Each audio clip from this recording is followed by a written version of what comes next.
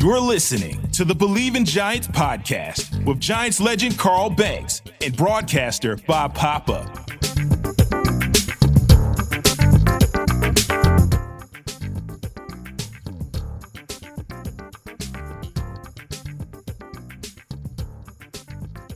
Welcome to another edition of Bleav in Giants. Bob Papa with two-time Super Bowl champion Carl Banks. And all right, Carl, moment of truth here. The Giants got the Atlanta Falcons coming in, a battle of 0-2 teams, a must-win situation.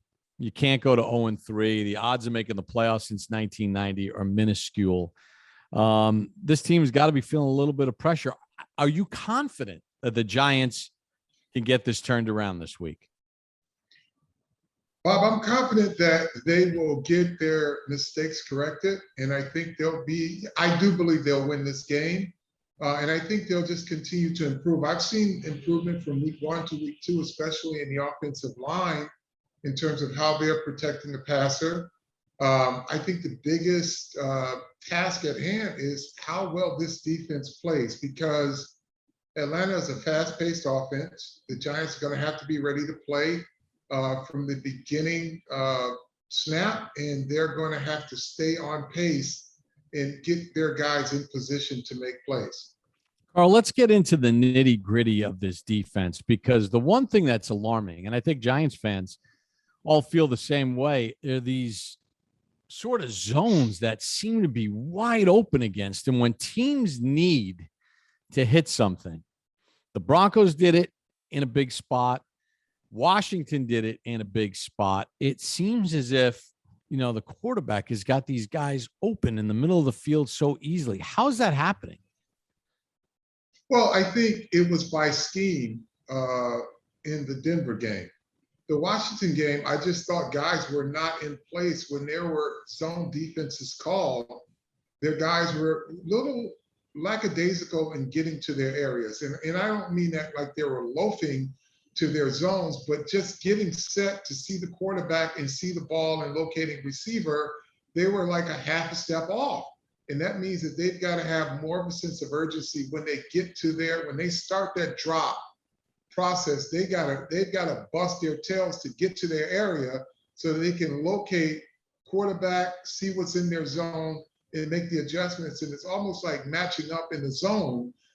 It's not a lot of pattern reading when the quarterbacks are getting the ball out of their hands. They got to find the guy in their area, and they got to latch on to him, because it's not the old way of playing zone defense, getting there, getting set, and reading patterns. You've got to have a pre-snap read, and as soon as that ball is snapped, you got to get to your area, locate the quarterback, and see what's in your area. And once you locate someone in your area, you've got to get to them, because they were a fingertip away on a few plays last week, and then other areas they were like a step away. So they just got to get there a little more urgent, a little more suddenly. All right, let's not sugarcoat this. Teddy Bridgewater is a nice player. He's a good story. Taylor Heineke is an unknown. I mean, he started a game in the playoffs last year, and here he is starting, against the Giants on Thursday Night Football. This week, it's a whole different kettle of fish. Now, I mean, you've got a guy that is 10th all-time in passing yardage in Matt Ryan. He's 10th all-time in touchdown passes. Ironically, he's on the verge of passing Eli Manning, whose number is going to get retired at halftime. We'll get into Eli in a little bit. But they're going against a master teacher this week, Carl. So they had better tighten this up, because a guy like Matt Ryan can make you look stupid. This is a former league MVP. Yeah, he gets the ball out of his hands, Bob. He's seen just about everything. He's been around this league long enough. He's played at a high level. He's been in a Super Bowl. He's had, some of the best receivers to play the game, and he still has one. And he has a wild card in Cordell Patterson. So the Giants will have to be buttoned up. They have to be sure. And again, they've got to play on pace. They can't, you can't have 9 guys in place and 2 other guys that are just lingering around. They've got to be set every single time the ball is snapped, and they've got to play on pace as a collective, not just a few guys, but everyone. All right, so you obviously for your entire career, being an outside linebacker in a 3-4 defense that you played, you had to pay attention to the tight end. Okay, give me your scouting report on Kyle Pitts as you've seen on tape, watching him from the first 2 weeks of play, and how would you go about defending him if you were got that 58 Giant jersey on and you're lining up against him, or your 58 Browns jersey? Strategically, Bob, I mean, let me just tell you my scouting report on Kyle Pitts. He's a phenomenal athlete, runs well, catches well, right? Still green. He's still green in terms of his route running and just understanding what teams are doing to him. But, he can find an open space. He moves fast. If you have to defend him, I'm telling I'll say this: you got to jam it and you got to mix it up. You just can't do it at the line of scrimmage. You got to do it mid route or the first 5 yards of his route. You've got to mix it up to make him worry about where the contact is coming from and give him something else to focus on outside of running his route to his spot. Because if you just open up and let him run, he's going to carve the defense up. And again, the ball comes out quick. That is the one thing that could be to your defense's advantage, because when the ball's coming out quick in an offense, that means everything has to be on timing. So anything that you can do defensively to disrupt the timing is where you are at an advantage. And their key players. You've got to take Pitts out. You've got to take their wide receiver out, right? So if you can somehow disrupt the timing of those two guys and Matt Ryan has to move around a little bit, now your defense has to change. Your coverage has to change, because now you have to go to what is referred to as a plaster coverage when the quarterback starts to move and guys start to uncover. But I like the Giants' pass rush in these cases. And when you have to make a quarterback move around a little bit and he's out of rhythm, that's where your pass rush can impact the game. But if you let him stay in rhythm, your pass rush will never get there. It's just impossible in today's NFL when quarterbacks are getting the ball out of their hands in 2 seconds, 2.5 seconds to generate a pass rush. Even when you're blitzing, you got to create negative downs, but timing offenses, you have to be able to jam receivers. Once you're jamming receivers, it changes how the offense plays the game. If you're not jamming, then you're not playing defense in today's NFL. You see it game after game after game.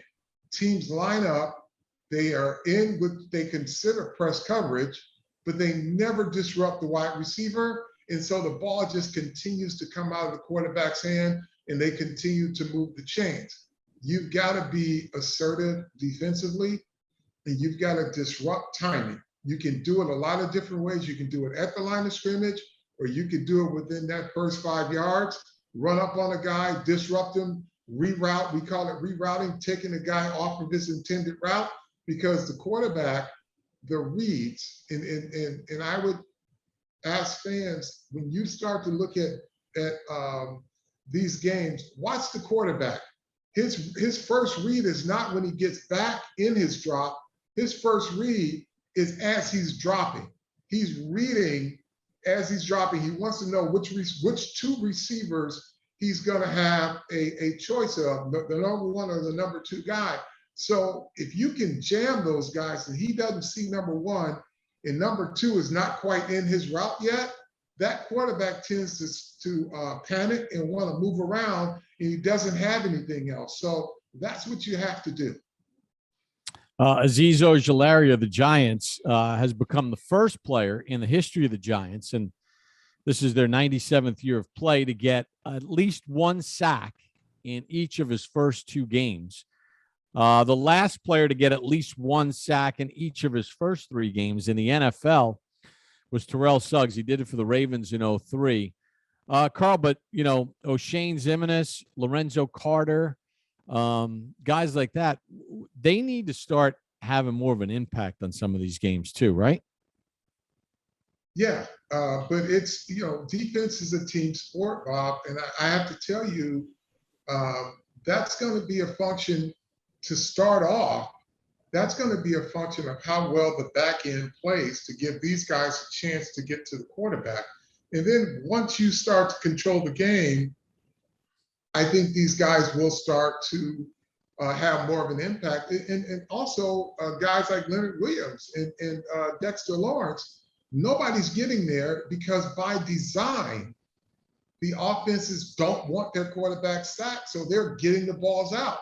So if you can play on the back end better, more physical, more disruptive, you're going to have more results on the front end of your defense. If you cannot disrupt on the back end, you're just going to see guys getting close, and they're just not. You'll get some quarterback hits, but you're not going to get many sacks.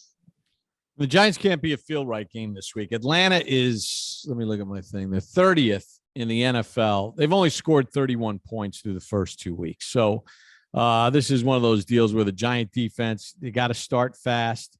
They got to be, moving along early, get some momentum going. And then let's go to the other side of the ball, because the Falcons have given up 80 points. Now, 14 of them were pick sixes last week that the Bucs had, but they've still given up 66 points through the first 2 weeks. It's 33 points a game. As you studied Atlanta defensively, they got some names there, obviously, as far as players and names that you've heard of. They got Fowler coming off the edge, and, they got the inside linebacker who's a real good player, Deion Jones, but nothing jumps out off the tape, does it, with them? No, nothing. You're right. Nothing jumps off the tape. And that's, until they can get their footing, this is where the Giants have to pick up from where they left off last week. Lots of different things for defense to think about. If you give them Daniel Jones to worry about, if you give them Sterling Shepard, and if you can give them a consistent run attack to worry about, you're going to be able to score some points because they won't be able to hang their hat. And the first two games, and if you just look at the Philadelphia game, Jalen Hurts, when they had him active in the offense, their defense just could not quite figure it out because they had to worry about a quarterback who can break contain, a quarterback who can scramble, who moves around, and some of it by design. And I know that within this Giants offense, they have designed movement for Daniel Jones. So if they can implement that and incorporate that early in the game, they will put the defense of the Atlanta Falcons on their heels. That's what you have to do. Never let them get their defense set into what you're doing.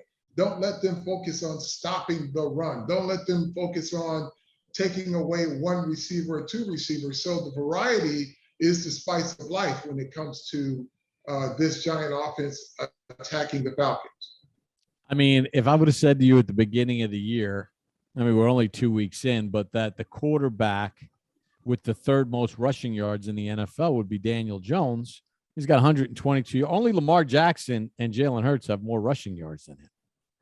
And I think people. Well, it's not a negative. No, it's a positive because a lot of it is by design. I think a lot of people are just surprised at how fast and how athletic he really is. Yeah, I don't know if it's the haircut that makes him look like he shouldn't be fast or whatever, but he can move. Yeah, he moves. And when you see him in the open field and guys chasing him, they don't make up ground. How about Landon Collins last week? Landon Collins last week was losing ground chasing him. Yeah, he was losing ground. And I can tell you, fans get so caught up in what the running back rushing totals are.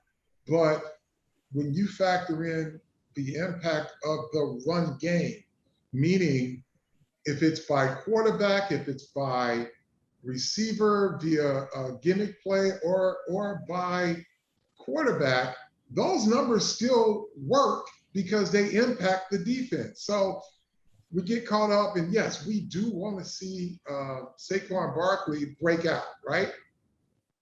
he's getting close. But if you have a combination of a quarterback and a running back, and you can get 130, 140 yards a game, that's wearing the defense down.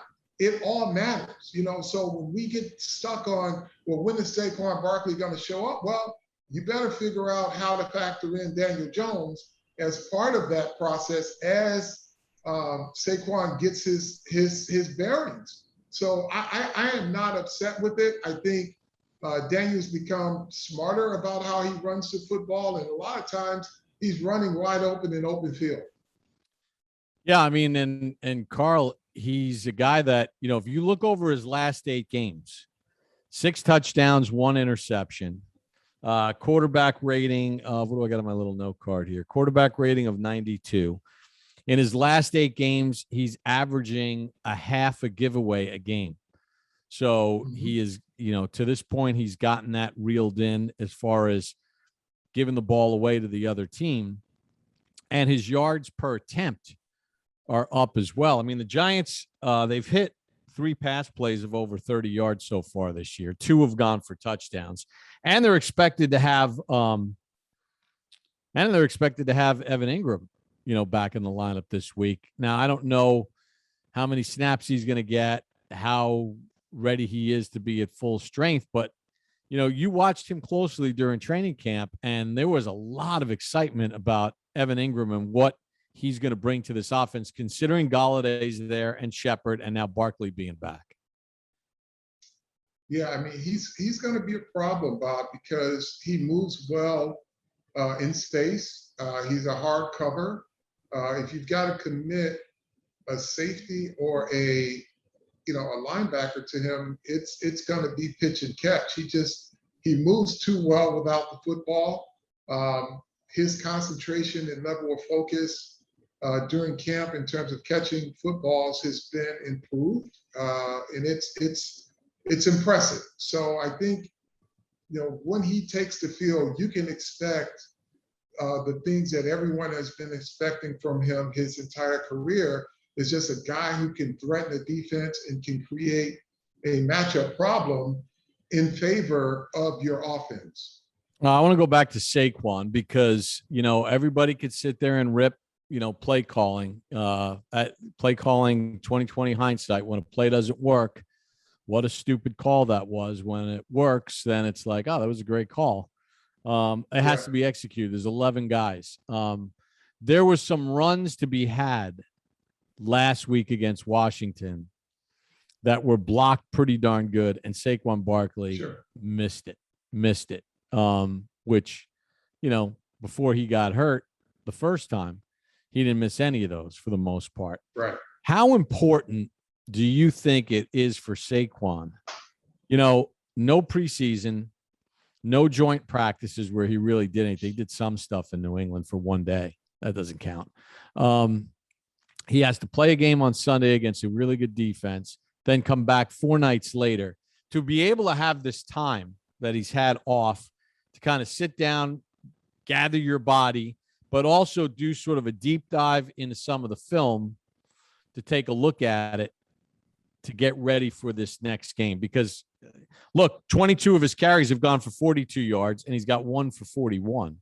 But there were, everyone always talks about how crappy the Giants offensive line is, how much they stink, and how bad the organization has been in rebuilding it, which may or may not be a valid argument. But you know what? Against a really good front, they pass blocked well against Washington, and they opened up some holes for the running game that the running back didn't necessarily execute well. Do you think this mini bye is going to help him gather himself? It will. See, here's the thing. If you're Saquon Barkley and you're coming back from a knee injury, and there's zero apprehension that I see in terms of his approach to the game, the way he attacks it and runs aggressively, there's no apprehension there. Now it's just a matter of the eyesight and the footwork. And the one thing that we know, and he's going to see it again, and he'll be better this week, but the one thing that Washington does, they move their line at the last second. They stunt, they slide. So the holes that are supposed to be there, all of a sudden disappear, but something else opens up. He caught him on his 41-yard run. He missed it in their last drive. So for him, it's just a matter of, oh, okay, I see it. I get it. Now I know now when these guys start sliding and moving their line, and that's something that Dean Pease does as their coordinator in Atlanta. They start to move their line a lot, just like Washington did. He'll see those cracks and he'll hit it and get vertical. So I think it's just a matter of him reacclimating himself to all the different things that can show up to him, because I think in terms of his running, he's not as much as people think he's an east and west runner, he's not. He's not an outside run guy. He's an east to west to get north and south. He's east to west to make a guy miss, to create space, to accelerate north and south. So when these movements happen, and he hadn't seen them in a long time, he hadn't been forced to make those adjustments with his footwork. So now he's running, his eyes are saying, okay, I got to get behind this guard, not knowing that a guy might flash. Now he's seen that once. I think he'll make him pay, because he's got the ability and the aggressiveness to make them pay. It's just a matter of, he's seen it once, he'll see it again, because he knows this is the type of defense they run as well. He'll be able to scoot out and get vertical. All right, as I do every week, kind of in as we get ready to wrap it up, although I want to ask you one Eli Manning question. Here's the note card for this week. So there's some very important things for me in this game. Number one, big plays. The Giants can't allow big plays. The Falcons do not have a run of over 20 yards, nor do they have a pass play of over 20 yards. And their average scoring drive is 9.5 plays. Only the Chargers average more plays on a scoring drive. Don't give them big hitters like they did last week against Washington. Make them plod their way along. And then the other one, Carl, that's very important as far as I see it, is this. Red zone defense. You see that for the Falcons? Teams have had 8 trips into the red zone. They've scored 7 touchdowns against that defense. The Giants can't be going down there and having Graham Gano kick 3 or 4 27-yard field goals. Sure. So that's my little rant for the day. Yeah, I think that's a very good rant, because, when it comes to the Giants defense, given the fact that they've given up 400 yards again. 75 yards in 2 plays against Washington last week. It's a combination, Bob. It's number one, the defense, they all have to play on pace. Number 2, the defensive coordinator cannot be reactive. He's got to give them something that they can all play, and then make your calls from there. You just can't react to every situation, because then you become a chaser. You chase every single down when you want to make the offense respond to what you're doing. Get yourself into great coverage, make sure your guys play on pace, and they're good enough from an ability standpoint to execute any defense. Just don't have them all over the place. Give them a few things and let them execute. Like, one of the beautiful things that we have the luxury of, when I played, and I see it a lot in the league now too, Baltimore does it well too. They'll get in something and they say, okay, oh wait, it's cover 2. We can run on cover 2 because the 2 safeties are out of the box. Well, if your guys are playing well up front, the front 7, cover 2 is just as hard to run on as a cover 3, or adding another guy in the box. So it's just a matter of having confidence that the guys can execute their techniques in whatever call you make. Don't try to have a call that gives you an extra guy that puts you at risk on the back end of your defense. Trust that your guys can play their techniques up front, and you've got some really good players in Dexter Lawrence and Leonard Williams, right? You've got really good linebackers. and impart on them or insist that they execute whatever the defense is. Make it hard. Know what your responsibilities are. If it's a cover two and you know teams are going to try to run on them, make them pay, because you can keep your safeties available to stop the Kyle Pittses of the world. All right. Eli Manning is going to join you in the Ring of Honor. He's going to have his jersey retired at halftime. Obviously, one of the greatest Giants in the history of the franchise, holds all the passing records. Is there a thought, a memory, a feeling about Eli Manning? Because I remember how pissed you were when he got benched that one year because of we won't go. I don't think that's the memory we want. No, we don't. No, that's the memory we want to forget. The McAdoo Geno Smith decision. But in all honesty, your lasting impressions of Eli. The one word that comes to mind is stability, right? He was always reliable. But I think the thing that really gets underplayed, that's not talked about enough, is his resiliency. And people talk about Tom Brady never getting flustered, right? Well, Eli Manning is the same guy. He's got that same mental makeup. His mental toughness, his ability to stay in the moment from play to play and not let the last play seep into the next play. And when you consider, and I know this is not a word, this is more than just a few words on Eli, but when you consider what he had to deal with from play to play sometimes with a bad offensive line and never thinking he couldn't make a play. I mean, he would come up with the biggest plays and put them in great positions, despite the fact that he knew he was dealing with, a crumbling offensive line and just guys barreling down on him, just getting his team in position each and every play, knowing that, sometimes the odds were stacked against him. And then, Mr. Fourth Quarter, that's what he was early on. When he first took the reins, it was no matter how it's going, you could somehow set your clock to the fourth quarter and know that Eli Manning will get your team back into it and win a game for you. Yeah, like that game in Philadelphia in like 2006, I think it was, where he was sacked 7 times in the first half, leads the comeback, throws the game winner to Plaxico. Amani makes a great catch to tie the game up. The other thing about him too, he took all the arrows, which is what you want your quarterback to do. But sometimes some quarterbacks take all the arrows, and in the process of taking all the arrows, they infer that some of the arrows should have gone elsewhere. Like the dude never, ever, ever. I mean, how many of Eli Manning's interceptions over a certain time period in Giants history were the direct result of like a certain wide receiver from LSU who was not Odell Beckham Jr.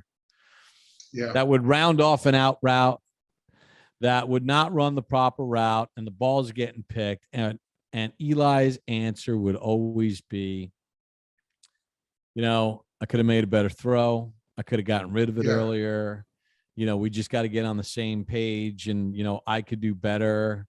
It was always like his fault, even though a lot of times it wasn't. So accountability. And then the other thing personally, just, I got mad respects for him. Carl, from when my kids were younger, being around the facility, Eli Manning always treated him great.